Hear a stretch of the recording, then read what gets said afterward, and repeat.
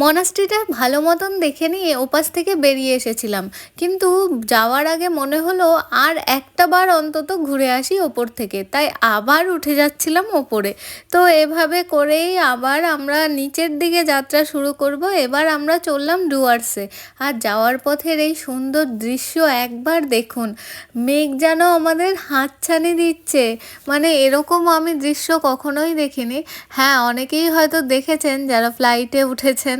যাই হোক, আমার তো কখনো প্লেন চড়া হয়নি। যখন চড়বো তখন হয়তো কাছ থেকে মেঘ দেখতেই পারবো, কিন্তু এই খোলামেলা জায়গায় যে ফিলটা আমি নিচ্ছিলাম সেটা হয়তো নিতে পারবো না। আর এটাই আমার সব থেকে বেশি সুন্দর লাগছিল। পথ এখনো অনেক বাকি, প্রায় 3.5 ঘন্টা। তো ততক্ষণ এভাবে রাস্তা উপভোগ করতে করতে যাই। আর ভিডিওটি কেমন লাগলো অবশ্যই জানাবেন। ভালো লাগলে প্লিজ আমার চ্যানেলটি সাবস্ক্রাইব করে আমার পাশে থাকবেন। ভালো থাকবেন, বাই।